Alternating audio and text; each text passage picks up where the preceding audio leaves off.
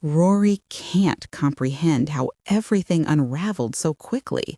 This morning, she was living a dream, vacationing at a luxury resort with her seemingly perfect fiance. The turquoise water sparkled, palm trees swayed gently in the breeze, and for one fleeting moment, joy had felt complete when she saw the two pink lines on the pregnancy test. But now, standing in the doorway of a private massage cabana, she's frozen. Martin, the man she loves, lies naked on the massage table, entangled with a resort staff member. Her mouth opens, but no sound emerges. This can't be real. He wouldn't dare cheat on her.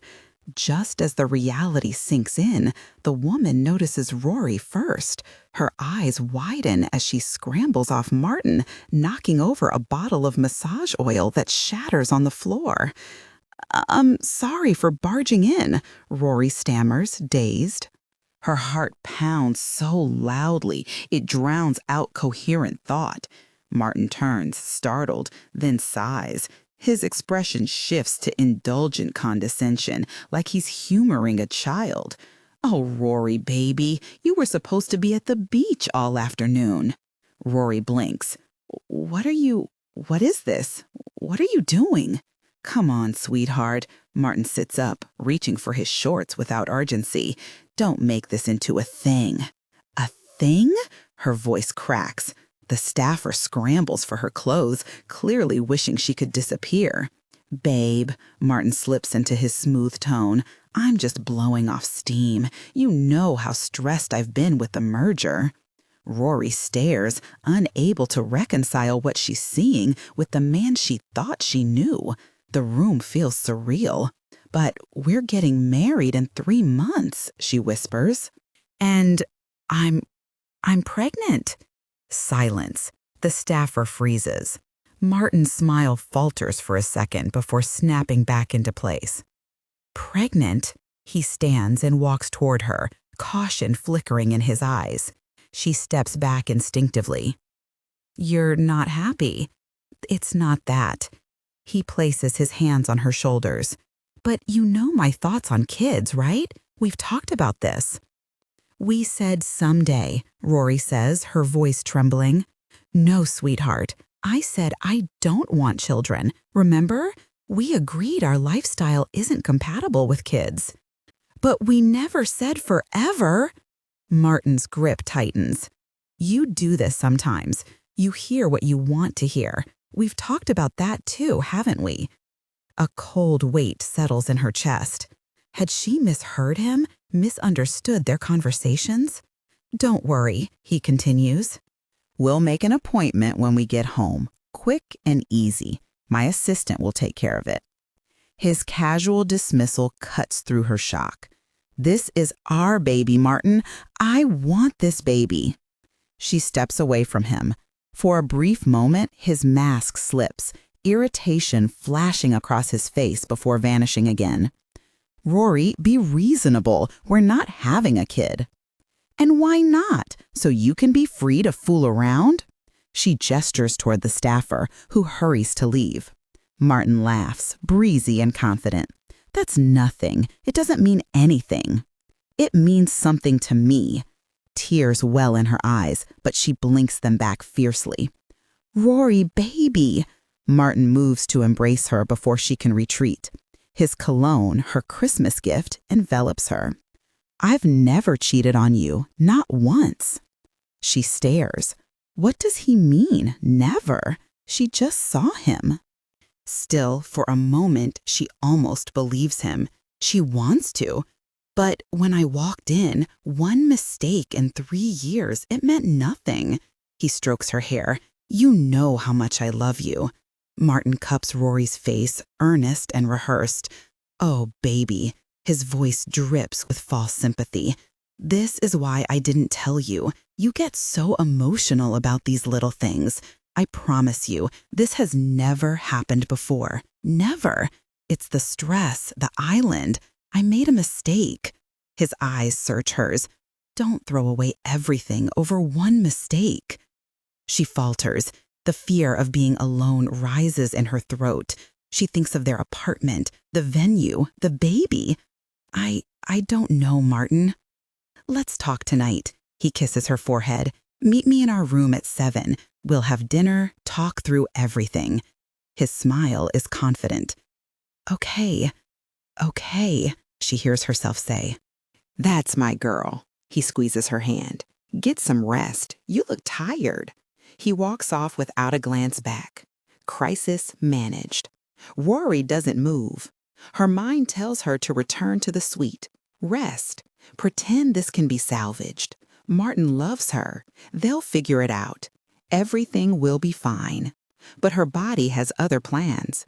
She walks past the pools, the tennis courts, the honeymooners clinking glasses in the open-air restaurant. Fragments of panic flicker through her mind. The invitations just went out. What will I tell my parents? How can I raise a baby alone? It's fine. We're fine. Her hand clutches her purse where the pregnancy test remains hidden, knuckles white. Down the stone steps, she reaches the private beach. Her sandals leave perfect prints in the sand. I should go back to the room, she thinks. Instead, her feet carry her farther toward the dock. At the end, a small motorboat bobs in the water.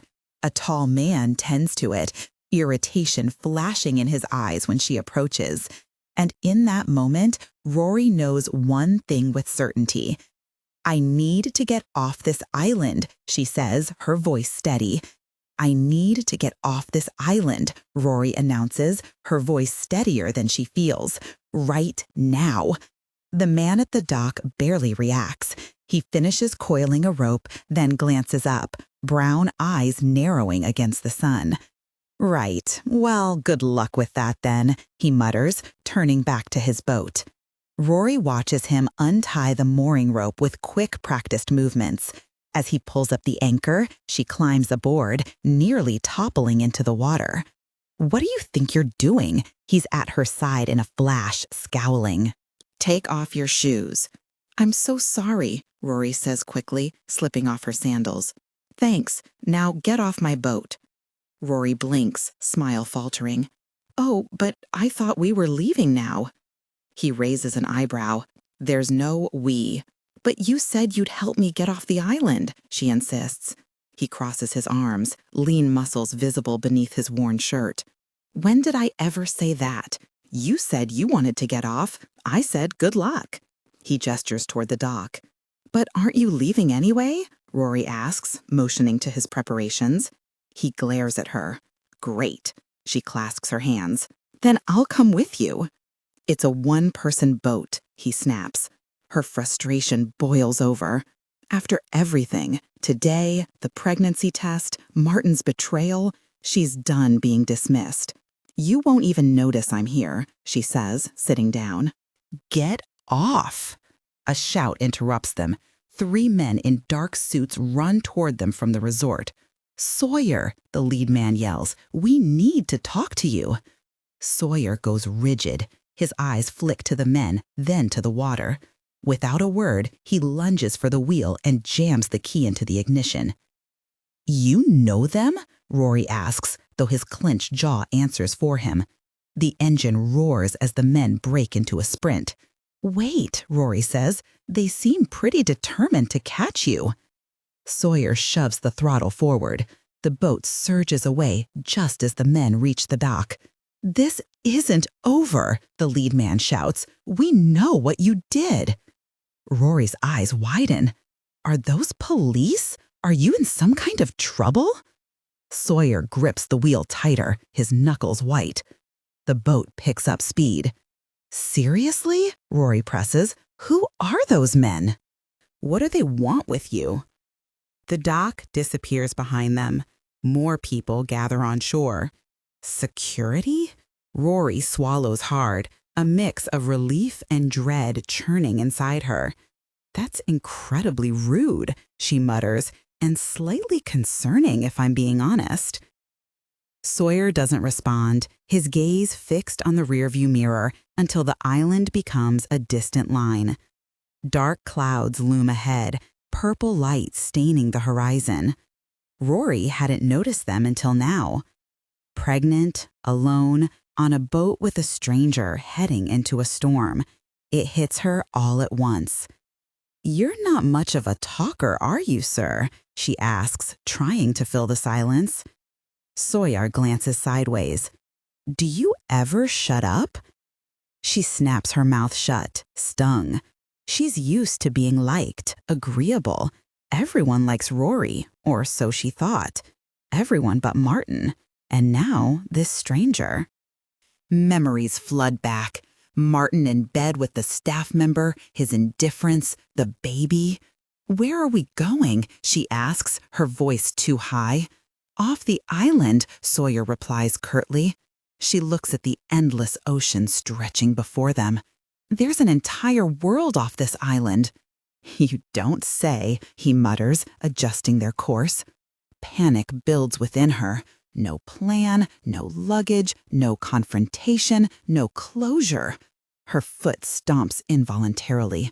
"I demand to know where we're going." Sawyer turns, amused.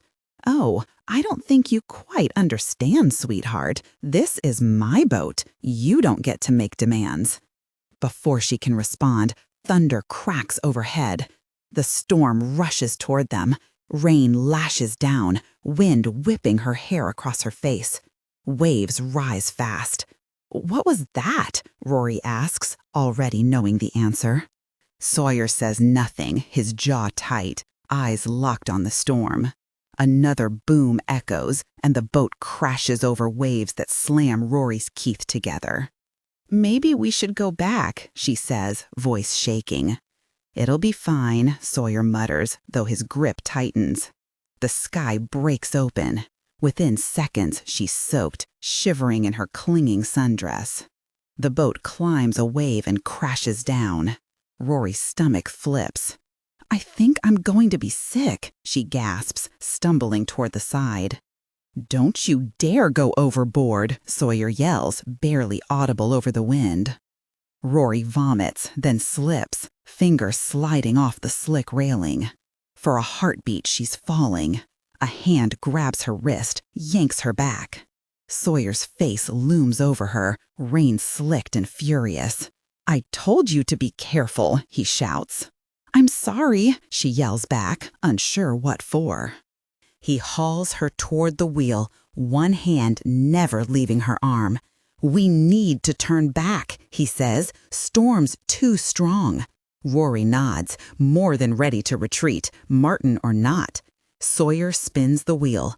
The boat groans as it struggles against the waves. She clutches his arm, digging in. They begin to turn. For a brief, hopeful moment, it seems they might make it. The boat turns slowly, straining against the current. Sawyer's face shows the first hint of relief. Then Rory sees the wall of water, massive, racing toward them. "Sawyer!" she screams, pointing. His eyes widen. He grabs her waist, pulling her tight. "Hold on to me," he growls into her ear. "Don't let go." Rory wraps her arms around his solid frame just as the wave hits. The boat rises. Rory's feet leave the deck as gravity loses its hold. For a suspended moment, they hang there. And then the boat flips, tossing them into the raging sea. The impact knocks the breath from Rory's lungs, the cold water filling her nose as her flailing arms lose their grip on Sawyer. Something solid slams into her back. Rory's last coherent thought is of the tiny life inside her. "I'm sorry," she thinks. Then darkness closes in. Sunlight burns against Rory's eyelids, and something rough scratches her cheek. Sand. Opening her eyes, Rory winces at the brightness. Paradise stretches before her. Pristine white sand, crystal turquoise water, palm trees swaying in a gentle breeze. "Hello?" Her voice comes out as a rasp. Rory struggles to sit up, every muscle protesting. "Is anyone there?" The only response is the rhythmic sound of the ocean and distant bird calls. Panic begins to rise in her chest when she spots a figure sprawled face down on the sand about 20 feet away. Sawyer.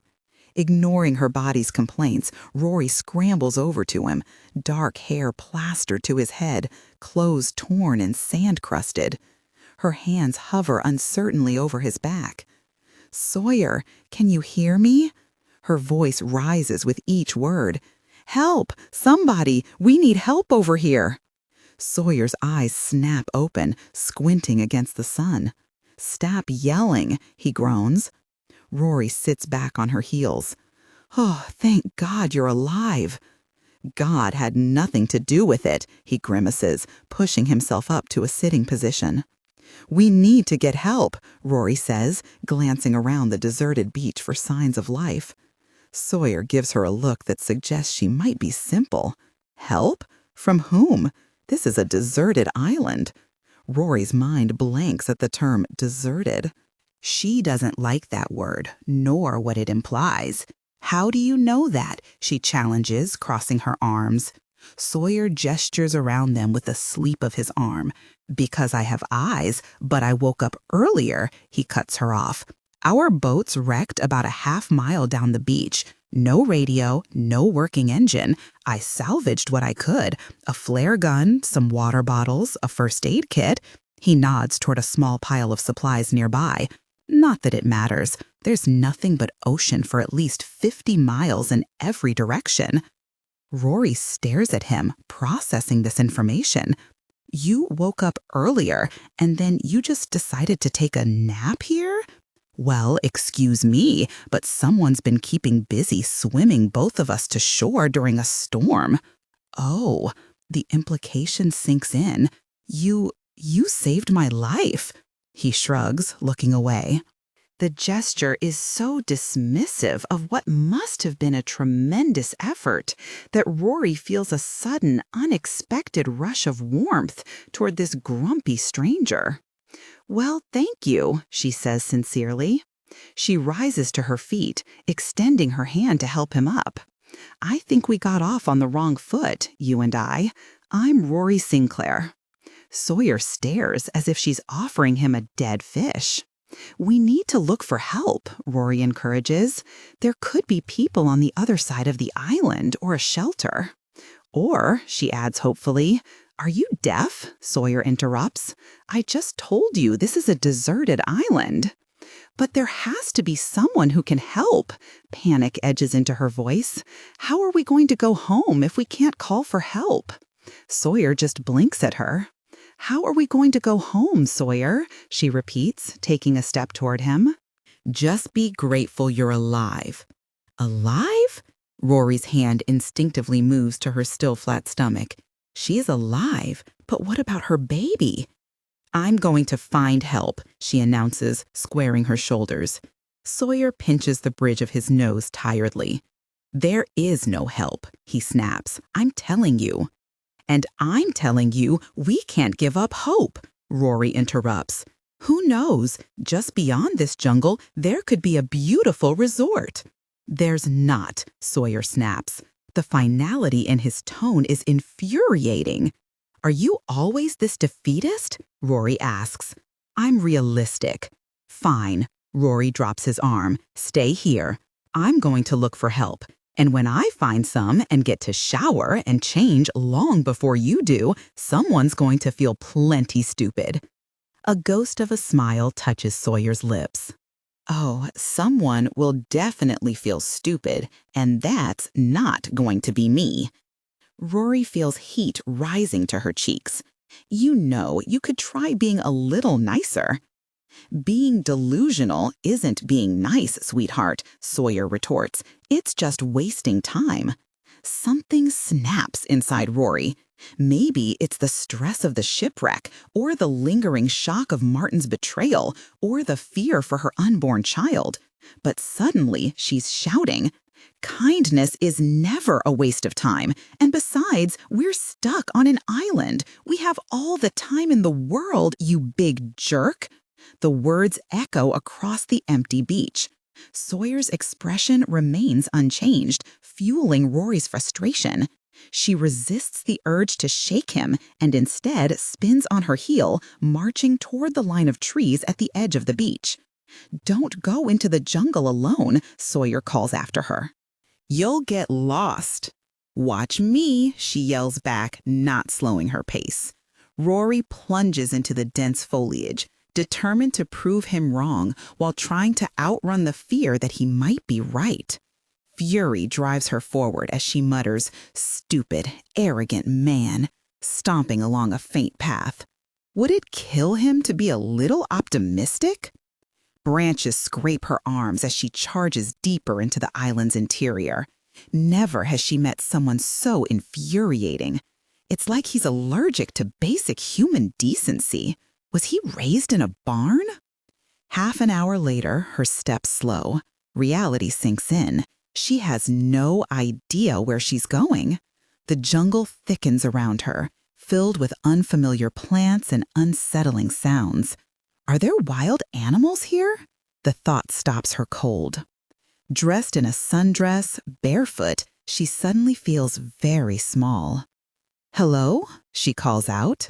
Silence answers, save for chirping birds and rustling leaves. Maybe storming off wasn't her best idea. Then the sound of rushing water reaches her. Parched, she pushes through vines and gasps.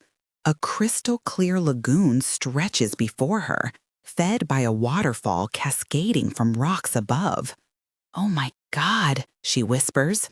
Sunlight filters through the canopy, sparkling on the surface. She rushes forward, scooping water into her hands.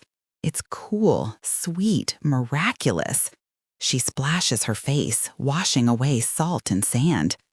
"Thank you," she breathes. At least something is going right today. She hopes the water's safe. It has to be. Bigger problems loom, like finding her way back before dark. With renewed determination, Rory sets off, retracing what she thinks is her path. But time slips by unnoticed. The sun dips lower, and landmarks blur together. Her heart pounds as panic rises. "I'm lost," she admits aloud. Pregnant, stranded, alone. Then movement behind her freezes her in place. "Hello?" Her voice is barely a whisper. Leaves rustle. Rory backs away, searching for anything, a shelter, a weapon. The foliage parts, revealing a massive black wolf. Its silver-tipped fur gleams in the fading light, golden eyes locking onto hers. Alert, intelligent, almost human. "Nice wolf," she whispers, inching backward. "Good wolf, don't eat me." But the wolf simply sits, watching her with calm, unnerving stillness. "You're not going to attack me?" she asks. It tilts its head.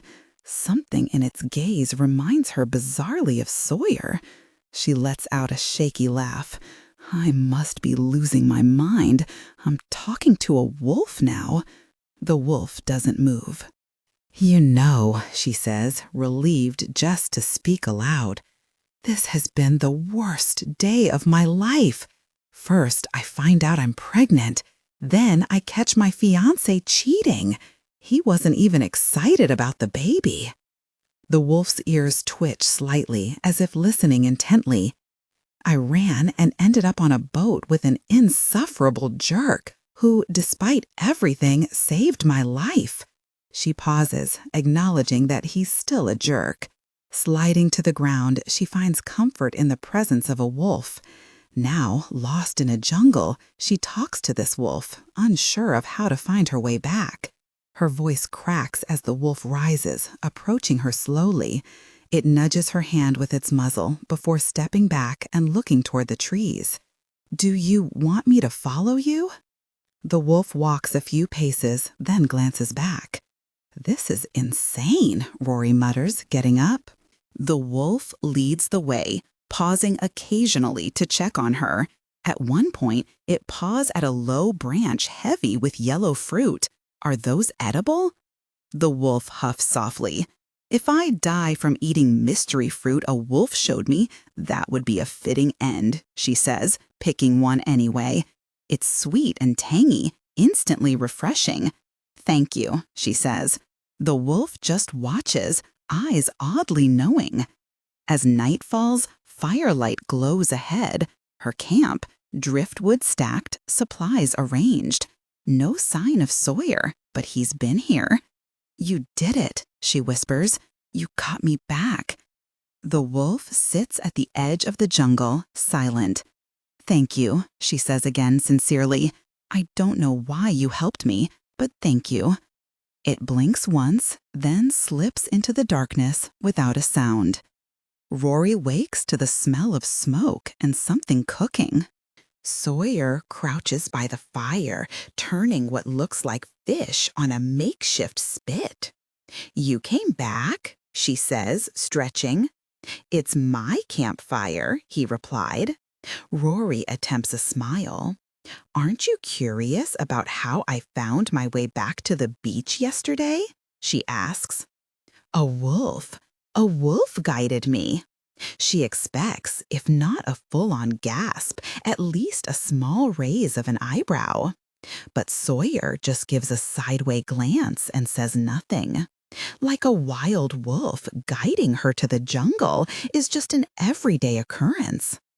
There really was a wolf here on the island, and it didn't attack, Rory insists. Or maybe you were so dehydrated you hallucinated the wolf. I didn't, Rory snaps. I'd found a lagoon and drank water by then. It's about 30 minutes that way, she points toward the jungle. Sawyer doesn't look up from the fish. And did you see anyone on your way? He asks. No, Rory admits quietly. I don't think there's anybody else around. You don't say. The man sounds so smug it makes Rory want to stomp her feet again. Well, we can't be sure, she argues. Not until we've explored the island entirely. Been there, done that, sweetheart. 3 days pass in much the same pattern, the two of them working side by side and always ending up arguing. Let's build our shelter here, closer to the trees for shade, Rory says, pointing to a spot near the jungle's edge. And farther from the beach where we could see rescue boats, Sawyer counters. Do you have to argue with literally everything I say? Only when you're wrong, Sawyer says. So yes. The shelter comes together slowly, a crude A-frame structure with a palm-thatched roof. It's barely large enough for 2 people, forcing them into uncomfortably close sleeping quarters despite their shared hostility. Each night, they retreat to opposite ends of the cramped space, backs turned firmly away from one another. Every morning, Rory watches as Sawyer slips into the jungle, returning hours later without explanation. Once, she wakes to find him gone and follows his footprints along the beach until they vanish at the jungle's edge. Nearby, she discovers his clothes, discarded as if he left them behind. She doesn't dare ask what he's doing. By the 7th day, their shelter is nearly complete, though the roof still needs reinforcement before the next rain, and they're running low on fresh water. I'll show you where the lagoon is, Rory offers. Sawyer hesitates briefly, then nods. They set out with makeshift water containers, coconut shells, and a cracked plastic container salvaged from the wreckage. The morning heat presses down on them, humidity clinging to their skin. So, Rory begins, you never told me why you were at the resort. Why would I tell you? Sawyer mutters. Did I ask you what you were doing there?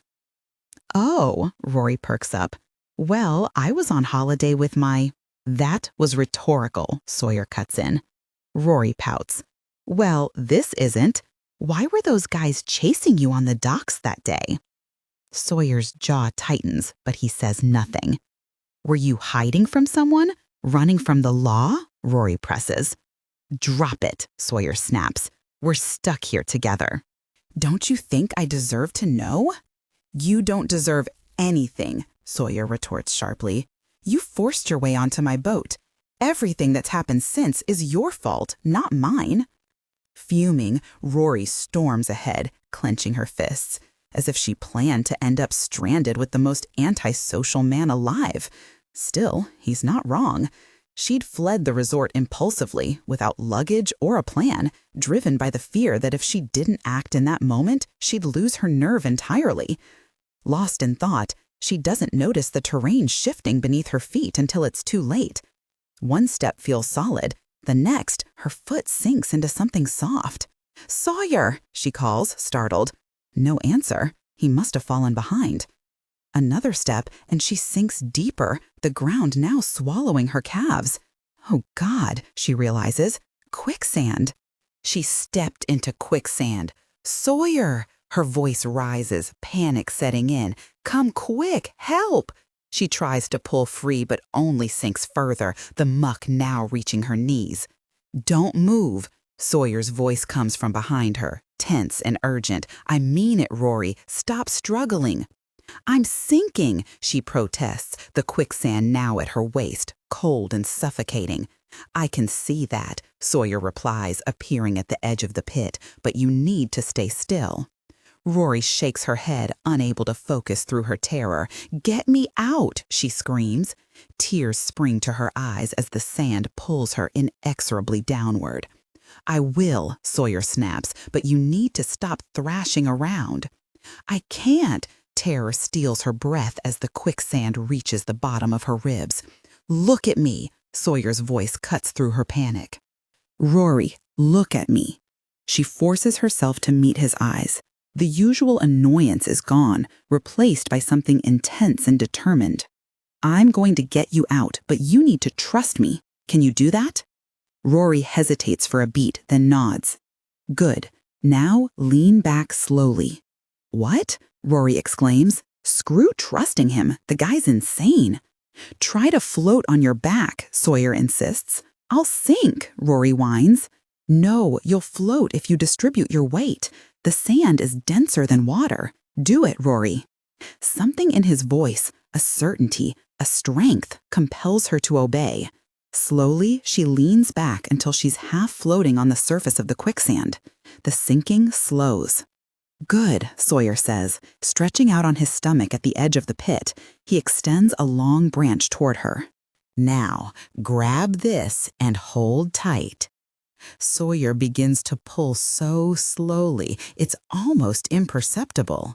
The quicksand reluctantly relinquishes its hold, inch by agonizing inch. When Rory's close enough, he reaches for her arms, his powerful hands closing around her wrists. With one mighty heave, he pulls her free, the momentum sending them both tumbling backward. They land in a tangle of limbs, Rory half on top of him, both panting from exertion and fear. Overwhelmed, Rory wraps her arms around him, burying her face against his chest. "I was so scared," she chokes out.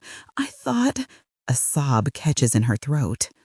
"If you hadn't been here—" Sawyer goes rigid at the embrace, but after a moment, his hand comes up to pat her back awkwardly.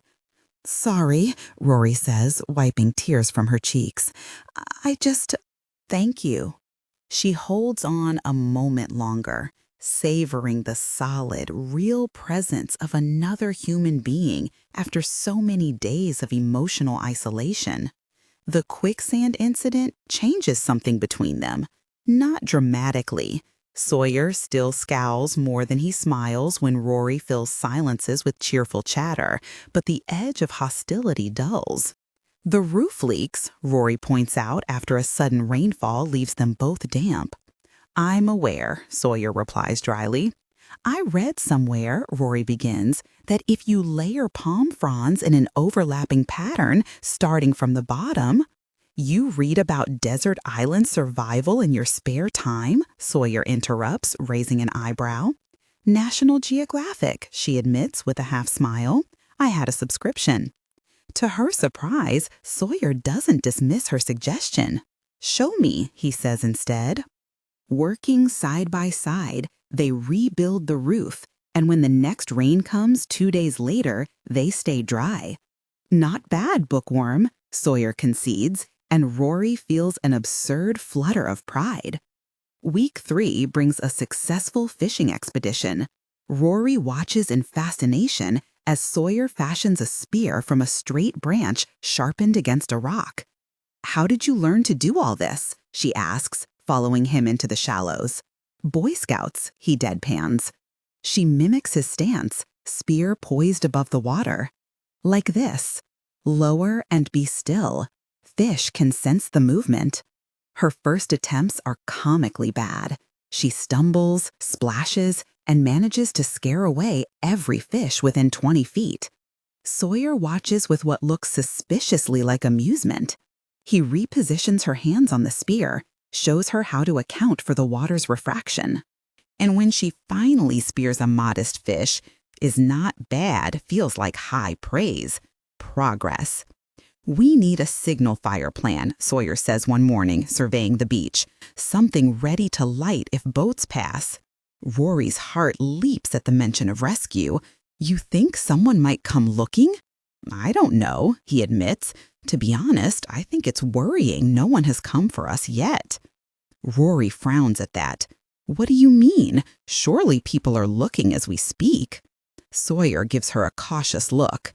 "People are looking for me," he admits, "but they know very well I don't want to be found. Perhaps they've given up. And you? You mentioned getting into a fight with your fiance before leaving the resort." Rory frowns. She doesn't remember mentioning that to him. Then again, she talks a lot. She might have let it slip.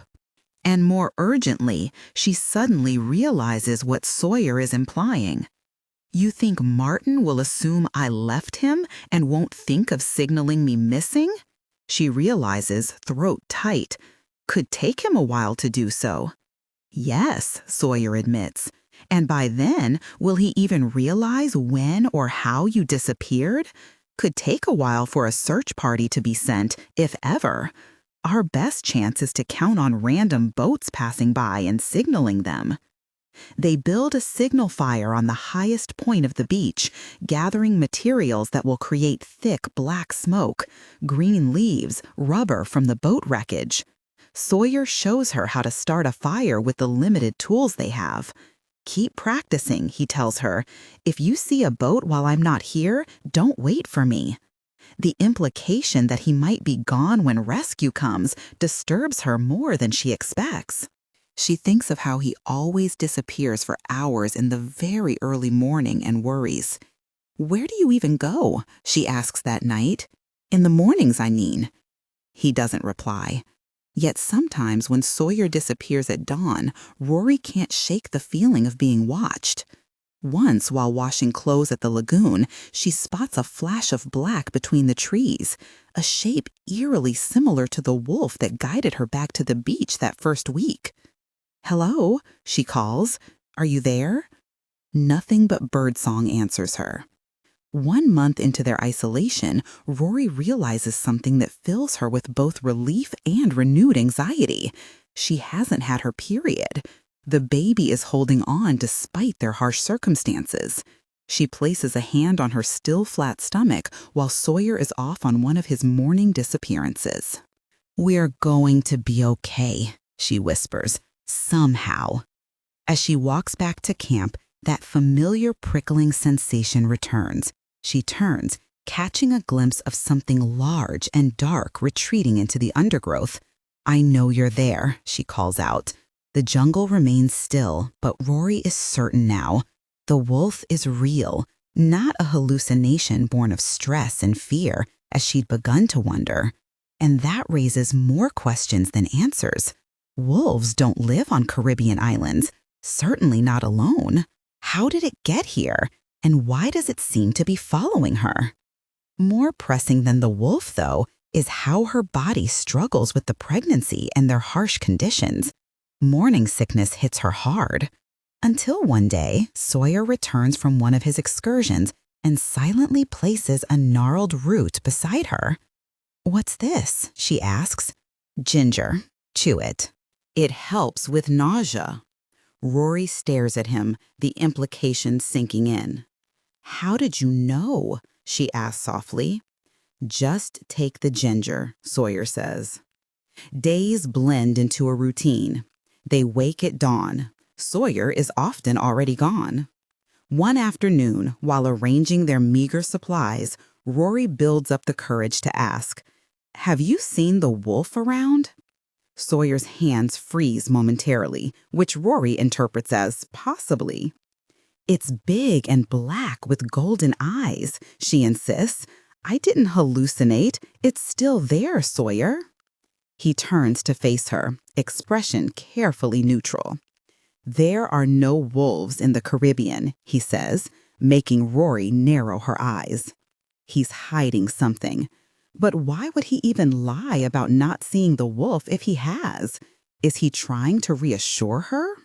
The more time they spend together, working, surviving, slowly learning to trust each other, the more Rory wonders about his past, because it's obvious it weighs on him. The way his expression darkens sometimes when he stares at the horizon, how he tenses at unexpected sounds from the jungle. A week later, as they sit by the fire eating dinner, Rory gathers her courage. "Did you break the law?" Sawyer's head snaps up, his eyes meeting hers across the flames. "Why do you ask?" "Those men at the resort, they weren't just looking for you." She keeps her voice gentle. "You've been running from them, haven't you?"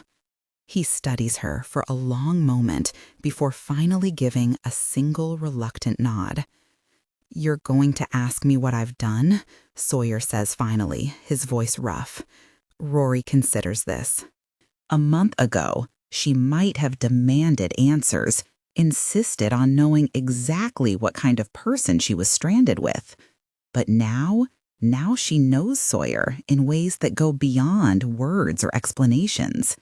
"Do you want to tell me what you've done?" she asks softly. "No," Sawyer admits quietly. And so Rory resumes eating with a shrug. "That's it?" Sawyer asks after a beat. "Aren't you worried about what I might have done?" Rory looks up. "No," she says simply, with complete sincerity. Sawyer searches her face, brows furrowed, then his shoulders relax slightly. Something has shifted. The island remains unchanged, isolated, dangerous, a prison of palm trees and endless ocean. But it no longer feels quite so hopeless when faced together. Dusk settles over the island, painting the sky in deepening shades of orange and purple as Rory gathers firewood at the jungle's edge. Sawyer had disappeared hours ago on one of his mysterious excursions, leaving her to handle the evening preparations alone. "Just once, it would be nice if he'd tell me where he's going," she mutters, bending to pick up another stick. A soft, dry rustling freezes her mid-motion. There's a snake slithering across the fallen leaves. Its diamond-patterned scales catch the fading light, yellow-brown against the forest floor. Rory's breath catches in her throat. She's no expert, but everything about it screams venomous. Carefully, she straightens. "Easy," she whispers. "Just stay calm." The snake's tongue flickers out, tasting the air. Rory takes one slow step backward, then another. The branch beneath her foot snaps with a crack that seems deafening in the tense silence. The snake coils instantly, its body forming tight, muscular loops. Rory freezes again, heart hammering against her ribs. If it strikes, a black blur explodes from the undergrowth, hurtling toward her with startling speed. Rory stumbles backward, dropping her gathered firewood in shock. The massive black wolf, her wolf, leaps between her and the snake, a growl rumbling from deep in its chest. The snake strikes with lightning speed, its fangs sinking deep into the wolf's foreleg. A high-pitched yelp cuts through the evening air. The wolf shakes its leg violently, flinging the snake against a nearby tree trunk with enough force to stun it. Without hesitation, it pounces, finishing the reptile with a single bite to its neck. "Oh my God," Rory breathes, taking a step toward the wolf. "You saved me again." The wolf turns to her, golden eyes clouded with pain. You're hurt. Rory approaches slowly, her fear of the massive predator long since replaced by something like trust. We need to get you back to the Schuster. The wolf looks up at her, then back toward the jungle as if contemplating retreat. Please, Rory says, her voice breaking slightly, let me help you. After a long moment, the wolf struggles to its feet, swaying slightly. That's it, good wolf. Rory reaches out tentatively, touching the thick fur at its neck. We need to clean that wound. Guiding an injured wolf through the jungle proves challenging. The creature is clearly in pain, its steps becoming increasingly unsteady. By the time they reach the shelter, twilight has faded to true darkness, and the wolf's breathing has grown labored. Lie down, Rory instructs, hastily lighting the fire. I need to see how bad it is. To her surprise, the wolf obeys, collapsing onto the sand with a whimper that tugs at her heart. She brings water and cloth, gently cleaning the puncture wounds on the wolf's foreleg. The limb is already swelling and feels hot to the touch. I don't know what kind of snake that was, but it's definitely venomous, she says, her voice calm despite the worry clawing at her chest. She continues cleaning the wound, murmuring reassurances as the wolf's massive head rests on her lap, its body trembling slightly. You're going to be okay, she promises, stroking the silky black fur. I won't leave you. The wolf's golden eyes lock onto hers, and for a moment, she feels as though she's looking at someone familiar. Then the wolf convulses, its powerful frame shuddering violently. Rory gasps, instinctively tightening her hold on the creature. Fur retreats into skin, limbs elongate, and the skeletal structure shifts with audible cracks that make her stomach churn. She scrambles backward, a scream tearing from her throat as the impossible transformation completes. Where the wolf had been, Sawyer now lies naked on the sand, his body curled in pain, his breathing ragged. Sawyer, she whispers, her mind struggling to process what she's just witnessed. His golden eyes, the same ones she'd been staring into moments before, flutter open. You're the wolf, Rory murmurs. He nods weakly, wincing at the movement. Don't tell anyone, he rasps. A hysterical laugh bubbles up in her throat. Who would I tell? We're on a deserted island. Sawyer mumbles something incoherent, his eyelids drooping. For a moment, the shock of his transformation distracts her, but the angry red swelling on his arm snaps her back to reality. Sawyer, you've been poisoned. Panic edges her voice as she presses her palm to his forehead. He's burning with fever already. It's fine, he slurs, eyes closing. Don't worry, it'll heal. What do you mean it'll heal? This is serious. She shakes his shoulder, fear gripping her heart. Just need sleep, he mutters, his words dissolving into incoherent mumbling about shifting metabolism. Rory quickly covers him with their blanket, her mind racing. None of it makes sense, but the immediate danger trumps her confusion. Sawyer's breathing grows shallow, his skin alternating between burning hot and clammy cold. She bathes his forehead with cool water, forces sips of water between his parched lips, and cleans the wound repeatedly, though it only seems to worsen by the hour. The punctures have turned an angry purple, with red streaks beginning to creep up his arm. Don't you dare die on me, she whispers fiercely. I can't do this alone, Sawyer. I can't have this baby alone on this island. His only response is delirious muttering. Camilla, he moans. I'm sorry. Camilla is so sorry. Rory's heart twists at the raw pain in his voice. Whoever Camilla is, or was, she clearly meant everything to him. A day passes, then another. Rory barely sleeps, constantly checking Sawyer's pulse, his breathing, the state of his wound. By sunset, something strange begins to happen. The angry purple hue of the bite begins to fade at the edges, the swelling slightly reduced. Rory blinks, certain exhaustion is making her hallucinate. But when she checks again an hour later, the improvement is undeniable. A flicker of hope sparks in her chest, though she dares not fully embrace it yet, not until those golden eyes open and look at her with recognition instead of fevered confusion.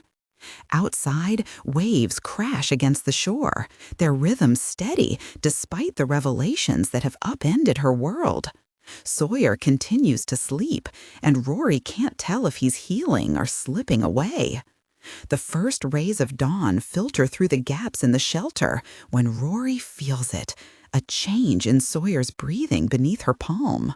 She'd fallen asleep with her hand resting on his chest, needing the reassurance of each rise and fall. Now the rhythm shifts, quickens. Her eyes fly open to find his already watching her, golden brown and clear for the first time in days. The fever haze is gone, replaced by something warm and wondering. "You're here," he whispers, his voice rough from disuse. "Where else would I be?"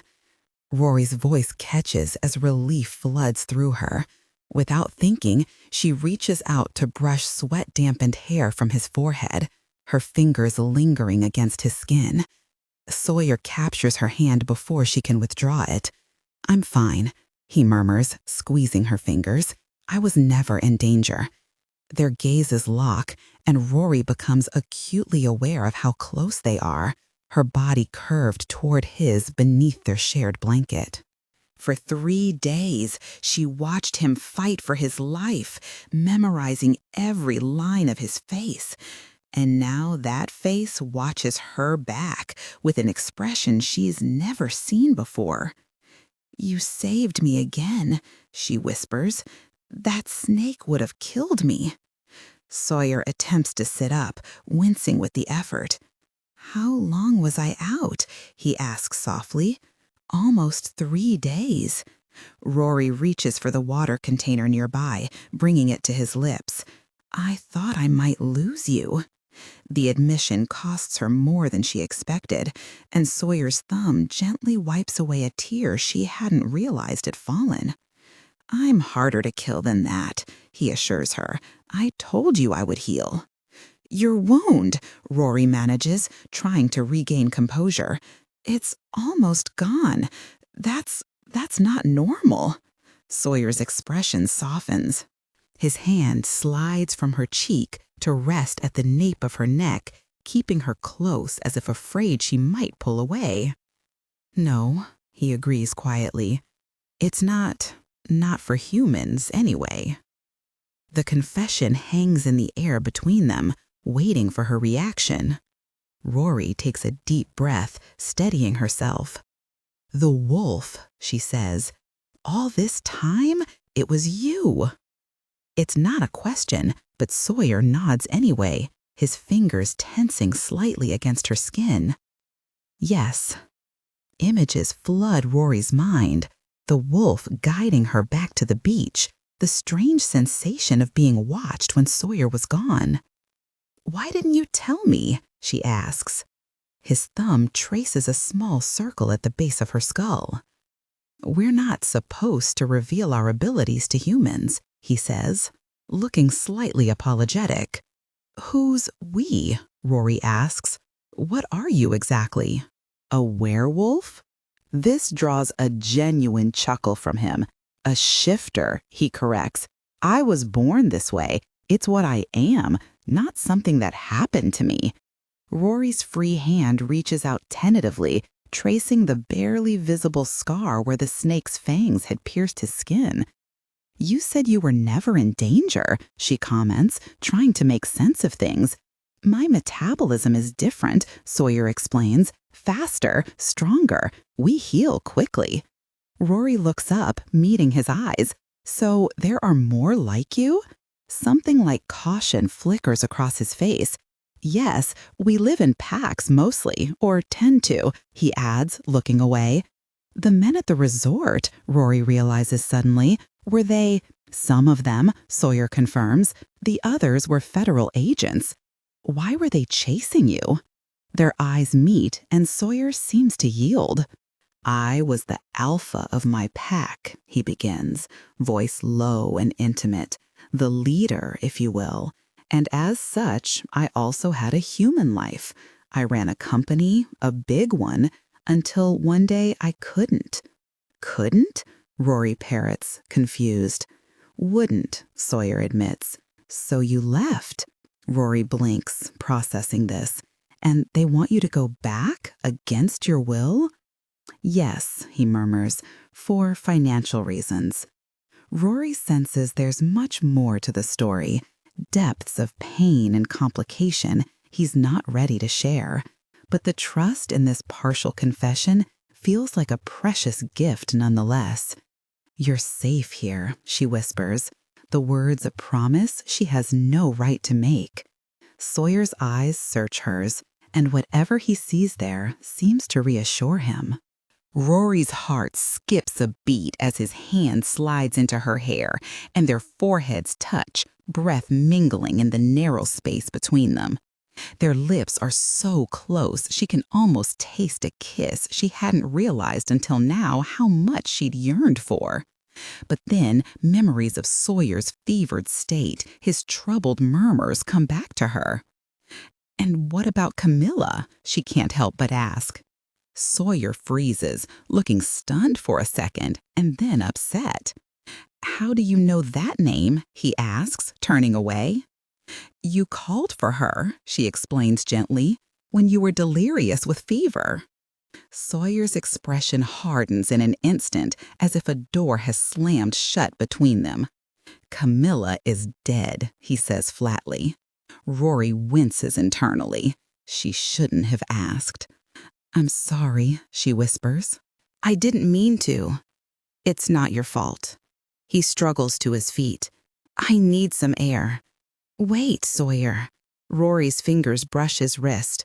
For a moment, he looks back at her, and Rory glimpses the raw pain beneath his composed exterior. Then he's gone, moving slowly but purposefully toward the jungle's edge. The following day, Rory finds herself watching the muscles in Sawyer's back as he chops wood, the way sweat traces the contours of his shoulders, disappearing beneath his tattered shirt. Something has shifted, a boundary crossed. Now every look carries significance. Every accidental touch lingers too long. When he straightens, nostrils flaring, a low growl vibrates in his chest. As Rory reminds herself that he is part wolf, her cheeks burn with heat unrelated to the tropical sun. At night, they lie inches apart, close enough for Rory to feel the warmth radiating from his body. You're restless tonight, Sawyer murmurs in the darkness. Just thinking, she replies, grateful he can't see her blush. About how your hands would feel on my skin, she thinks. About the taste of your mouth. About whether you'd be gentle or fierce, or both. Home, she says instead. Then, do you miss him? Sawyer asks quietly. Who? Rory frowns. Your fiance. The word feels foreign now, distant as another life. He isn't my fiance anymore, she corrects. Are you sure about that? Something in Sawyer's tone, a careful neutrality masking tension, makes her uneasy. Rory turns to face him. I caught him cheating on me, she says. It's over. But you didn't tell him that, Sawyer presses. You just ran. His observation cuts uncomfortably close to the truth. By day, their interactions are a slow, deliberate dance. When Rory emerges from the lagoon, Sawyer's gaze follows each droplet tracing paths down her body. His casual touches, the press of his palm at the small of her back, knuckles brushing hers over a water jug, send sparks across her skin. At dusk, he kneels behind her to teach palm frond weaving, his chest a furnace against her spine, his breath warm against her neck. Like this, he murmurs, voice low near her ear as he guides her fingers. Rory struggles to focus on the task. All she feels is the solid warmth of him, the roughness of his calloused hands over hers, the way his breath stirs strands of hair at her temple. Inadvertently, she leans back into him. She feels his sharp intake of breath, the brief tightening of his arms around her. "You're a quick learner," he says, but doesn't pull away.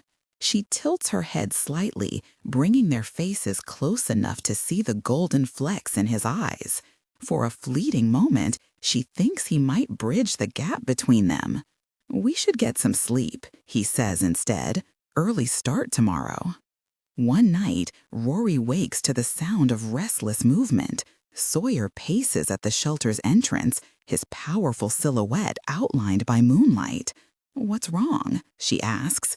He freezes at the sound, back to her, shoulders tense. "Go back to sleep, Rory." Instead, she rises, drawn to him by an instinct deeper than thought. Approaching him, she notices his hands clenched into fists. "Sawyer." His nostrils flare as he inhales deeply, eyes closing momentarily as if in pain. When they reopen, they lock onto her with predatory intensity. "I can smell you, Rory," he says, his voice rough like gravel.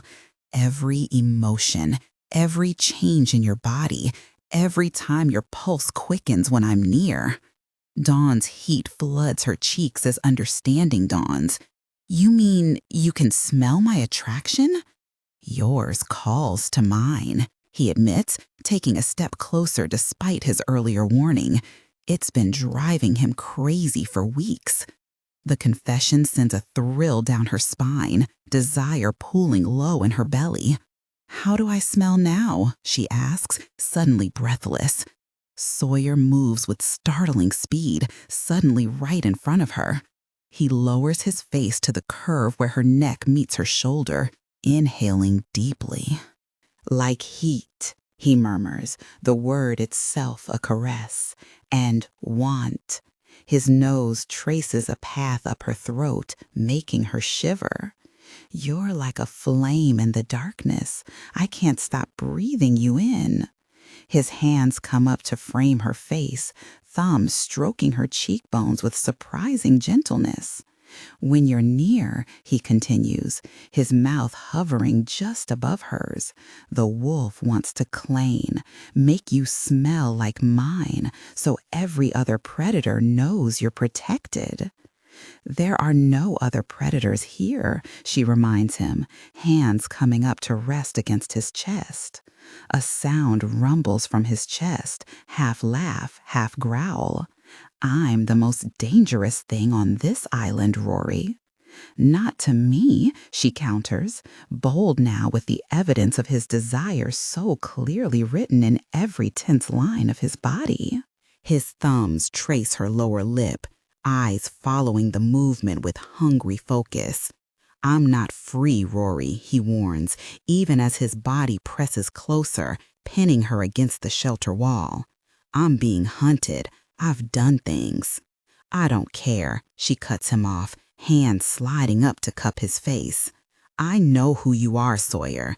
I've seen you at your worst and your best. You've saved my life." "That doesn't make me good."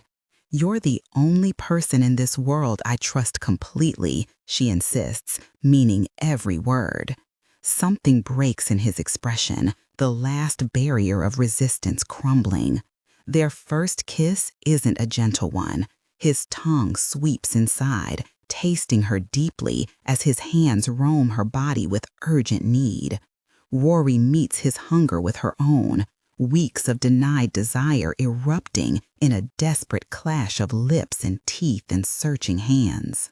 Sawyer lifts her effortlessly, her legs wrapping around his waist as he presses her more firmly against the wall. "Are you sure?" he asks, a possessive flare in his eyes. In answer, Rory kisses him again, pouring every ounce of desire and certainty into the contact. The heat between them builds, each touch a discovery. Clothing falls away, leaving only the heavy power of Sawyer's darkened gaze. "You're beautiful," he breathes, reaching for her with reverent hands. They sink to the sand together, a tangle of limbs and urgent touches. Dawn finds them still entwined, the first golden rays of sunlight warming their skin. Rory wakes to the sensation of Sawyer's fingers tracing the curve of her cheek. "Morning," she murmurs, stretching languidly against him. He smiles against her lips, and Rory loses herself in the sensation, marveling at how something so good could emerge from disaster. Being stranded has led to being found in the most unexpected way. That's when she sees it over his shoulder, a glint of metal on the horizon, unmistakable this time. "Sawyer," she gasps, pulling away. "There's a boat." He turns, following her gaze. The vessel is distant but clearly visible, its outline distinct against the morning sky. "The signal fire," he says, his voice tight with conflicting emotions. "We need to light it now." The signal fire roars, black smoke streaking the clear sky. Rory shields her eyes, her heart leaping as the distant boat veers toward them.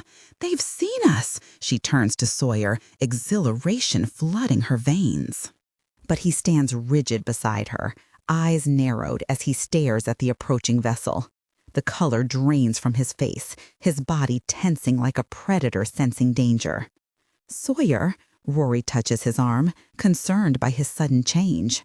He grabs her hand, pulling her away from the fire and back toward the tree line. "What's wrong?" Rory asks, confused. Once they're out of sight among the trees, Sawyer releases her hand. "That's not a rescue boat," he says. "That's my pack." "Your pack?" Rory's heart sinks.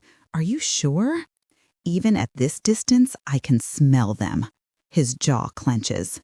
"If they find me here, they'll force me to go back." "Maybe that's not so bad," Rory says, reaching for him. "If I can face Martin, surely you can." "You don't understand." Sawyer runs a hand through his hair. "There's more to it than I told you." "Then tell me now." Sawyer's gaze meets hers, raw with pain and something like shame. "My real name is Sawyer Blake." The name triggers a memory, newspaper headlines, business channels. "Blake? Wait, Blake Global Holdings? That Blake?" He nods grimly. "CEO and majority shareholder. Or I was until last year." Rory struggles to process this. Sawyer Blake, the billionaire who disappeared amid allegations of financial fraud? "You're a fugitive," she realizes aloud. "Yes." The boat is getting closer. They don't have much time. "Explain," Rory demands, crossing her arms. "When my father died, I inherited a company built on corruption," Sawyer says, words tumbling out in his urgency to make her understand. "Corner cutting, environmental violations, all buried in shell companies and offshore accounts." "And you knew about this?" "Not until after I took over. My father kept me in the dark." Bitterness twists his features. "When I discovered the truth, I started secretly gathering evidence, planning to clean house without destroying the company." "What happened?" "Camila happened." His voice softens on the name. The pieces begin to click into place. "The woman you called for when you were feverish." "Yes, she was an environmental lawyer I hired to help navigate the cleanup. We fell in love.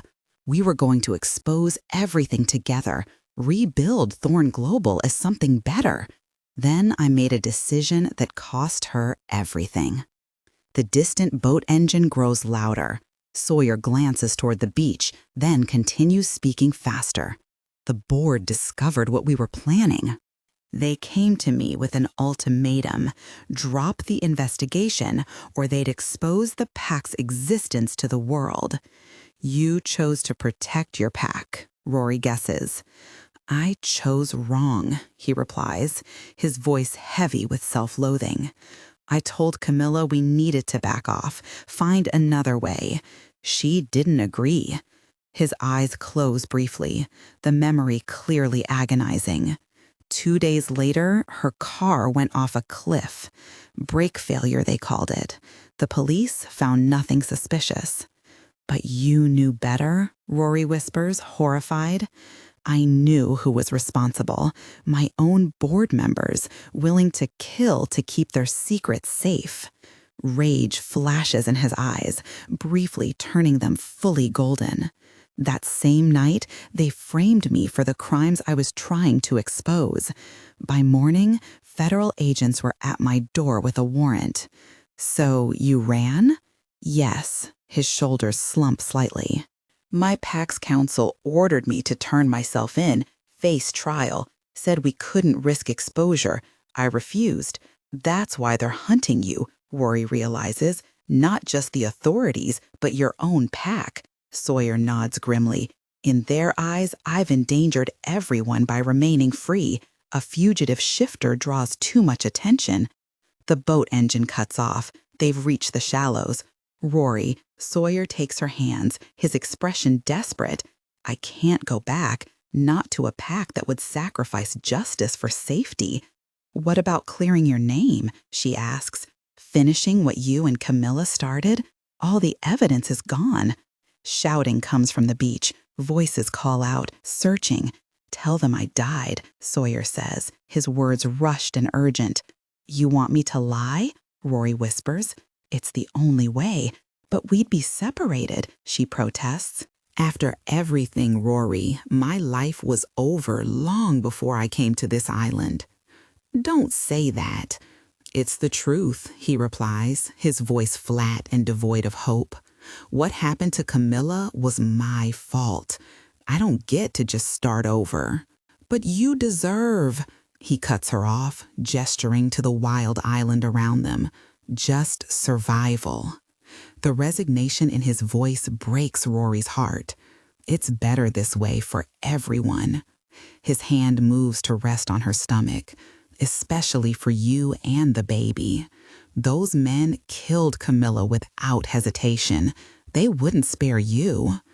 I can't just leave you here, Rory, protests, her voice breaking. What about your future?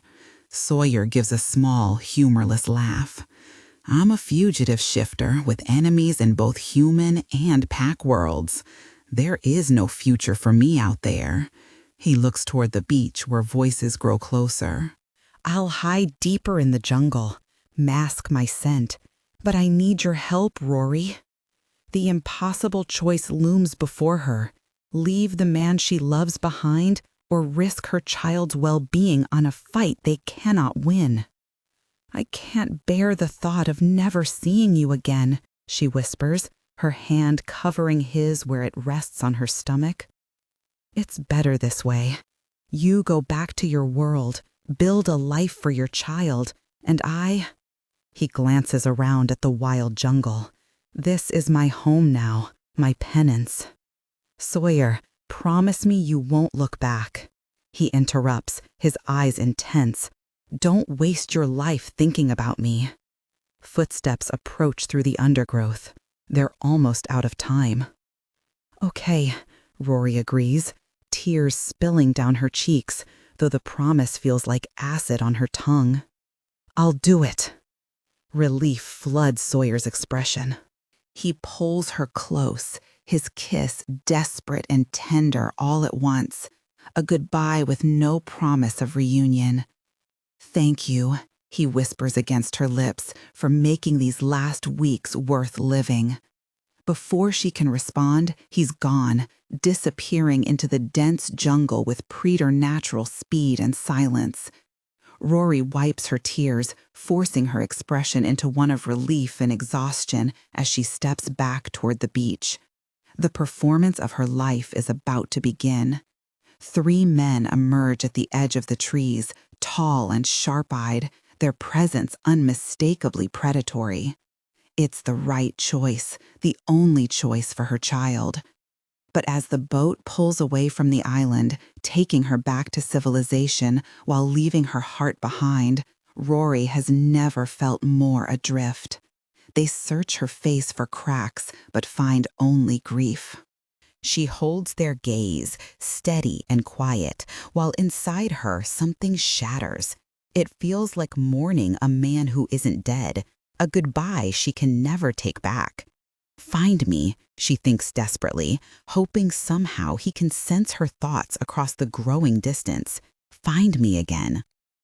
2 years later, Rory rocks gently in a second-hand chair, her daughter cradled against her chest. Rain taps softly at the apartment window, a soothing backdrop to the lullaby she hums. Her baby is 15 months old, with Martin's hazel eyes and dark hair, but the fierce little spirit belongs to someone else entirely. There we go, she whispers as her daughter's lashes settle on her cheeks. Carefully, Rory rises and lays her in the crib, smoothing a hand over wild curls. Coming back had been harder than expected. The media storm. Resort guest survives months on deserted island lasted for weeks. Reporters pressed for details she couldn't give. Her story held, but the scrutiny wore her down. Martin showed up at the hospital, all smiles for the cameras. Off-screen, the mask dropped. "You can't seriously be keeping it," he hissed, eyes on her belly. "Think about your figure, your career. Think about me. I'm not ready to be a father." Rory laughed genuinely. After what she'd survived, his selfishness felt laughable. "There is no us anymore, Martin," she said, "and this baby isn't yours in any way that matters." His face twisted. "You cheated on me on that island? With who?" She hadn't bothered explaining. Biologically, the baby was his, but Sawyer had been the one to protect, cherish, and fight for them both. "Goodbye, Martin. Don't contact me again." He hadn't, aside from signing away his parental rights. A final act meant as punishment, but one Rory accepted as a gift. She checks the monitor, then returns to the living room. After finishing her degree, she found a job teaching swimming at a private school. The hours suit Camilla's needs. Their housing is modest, but enough. It's a good life, quiet, steady. Only late at night does she let herself remember golden eyes, gentle hands, a voice that once spoke to her soul in 2 languages, man and wolf. She's never told anyone the truth. Not about the wolf, not about Sawyer. A sharp knock at the door startles her. She glances at the clock. Midnight. Another knock, more urgent. She peers through the peehole and her heart stops. With trembling hands, she opens the door just enough to confirm what she barely dares hope. He's thinner. His hair is longer, but it's him. "Sawyer." "Sawyer?" she breathes. He looks different in jeans and a button-down, but his eyes, warm brown with hints of gold, are exactly the same. "Hello, Rory." His voice cracks something open inside her. Tears blur her vision, emotions crashing over her. Joy, fury, disbelief. "You're alive," she says, fists clenched to keep from reaching for him. "How did you find me?" A ghost of a smile. "I told you once that I could find you anywhere." "But you said—" She stops, remembering his goodbye. "What happened? Why are you here?" "I turned myself in. 6 months after you left, I signaled a ship, went back willingly to face the charges." His smile is rueful. "Turns out someone was building a case against the board. They needed my testimony. But the evidence, most of it was gone. But Camilla, she had backups. Smarter than any of us knew." "So, you're free completely?" He nods. "As of 3 weeks ago, the real criminals are behind bars. My name is cleared." "Why now?" she asks, the real question hanging unspoken. "Why come back to me?" He steps closer. "Because I lied to you, Rory. When I said my life was over, when I said to forget me, another step. I was trying to make it easier for you." He's close now, close enough for her to breathe him in. "And now," she whispers, "now I'm here to tell you the truth." His voice lowers. "I never stopped thinking about you, not for a single day.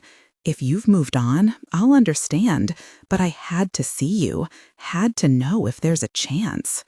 A cry from the baby monitor cuts through the silence. Sawyer stiffens. His gaze shifts toward the sound. Then quietly, "The baby." Rory nods. "My daughter." She pauses. "I should." He steps back. "Of course." She returns moments later, daughter in arms. Sawyer hasn't moved. He stares at the child, awe and uncertainty battling in his expression. Rory steps closer, tilting the baby toward him. "This is Camila."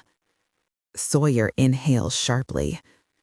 "You named her after someone important to you," Rory says softly, "to honor what we shared." Emotion surges through him, raw and unmistakable. "Camila," he whispers. Rory repeats softly, "Camila, this is Sawyer. He's someone who has waited a very long time to meet you." He finishes speaking, then reaches out, hesitating briefly before glancing at Rory. She gives a gentle nod. He touches Camila's hand, and her fingers instinctively curl around his. "She's wonderful," he says, his voice hushed like hers. Rory's tears begin to fall. "I never thought I'd see you again." "I know," he replies, brushing a tear from her cheek. "I thought staying away was the right thing to do. And now I think we've both suffered enough." He cups her face in his hands. "If you'll have me, if you're willing, I want to be part of your lives, both of your lives." Rory leans forward, mindful of the child between them, and kisses him. Soft, sure, a new beginning. "You're here now," she says. "That's what matters." Outside, the rain falls steadily. Inside, 3 lives begin the quiet work of becoming one. Thank you for reading. As you may or may not know, platforms like this one have made it increasingly difficult for creators to earn revenue from their work. Sadly, that means I'm currently writing and producing these stories without any financial support. No ads, no income, nothing. I'm doing everything I can to change that, but until then, I truly need your help. If you enjoyed this story and would like to see more, please consider donating, even $1, using the link provided. Every dollar makes a bigger difference than you might realize. To those of you who've already donated, thank you for your incredible generosity. You're the reason I'm still able to keep going, both mentally and technically. You're amazing, and I'm determined to keep fighting to keep this space alive and free for everyone. But I can't do it alone. Thank you.